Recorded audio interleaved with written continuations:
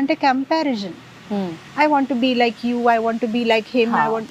అంటే మనకి ఏంటంటే అందరు ఫోటో కాపీలుగా అవ్వాలని మనకి చాలా ఇష్టం. అంతే. అరే మనం ఒరిజినల్ గా ఉండొచ్చు కదా. అవును. ఒకవేళ కృష్ణుడు నిజంగానే మనకి అతనిలాగా చెయ్యాలనుకుంటే అప్పుడే అతనిలాగా చేసి పంపిస్తాడు. అవును. ఇక్కడ వచ్చిన తర్వాత మన కష్టపడి తనలాగా చేయడానికి ఎందుకు ప్రయత్నించాలి?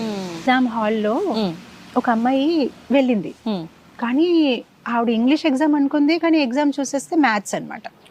సో ఇంకా టెన్షన్ అయిపోయి ఇప్పుడు ఏం చెయ్యాలి, అయ్యో కృష్ణ ఏంటి ఇలా అయ్యిందని.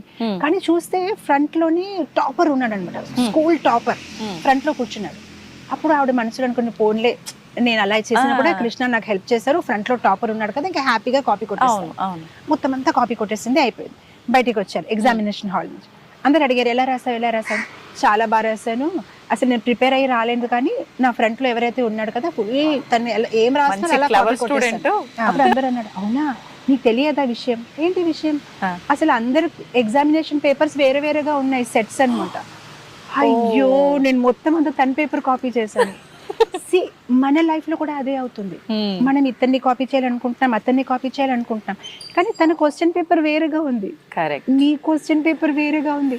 తన్ని కాపీ చేసిన మీరు పాస్ అవ్వరు, భగవంతుడు మీకు వేరే క్వశ్చన్ పేపర్ ఇచ్చారనమాట. అంటే మనకి ఏది అనిపిస్తుందో అది చేయటమే కరెక్ట్ అంటారా మాతాజీ? మన స్వభావం ప్రకారం భగవంతుడు మనకు ఒక స్వభావాన్ని ఇచ్చారు, ఒక పరిస్థితిని ఇచ్చారు. నేను నా ప్రవచనంలో ఒక లైన్ మళ్ళీ మళ్ళీ చెప్తూ ఉంటాను. ఒక ఆవు అనేది పాలిస్తుంది, ఒక నెమలి అనేది డాన్స్ చేస్తుంది.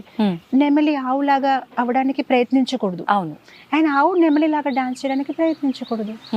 మనకి ఎలాంటి గిఫ్ట్స్ భగవంతుడు ఇచ్చారు దానిలోనే సంతోషపడి, okay I have this talent, నేను ఇదే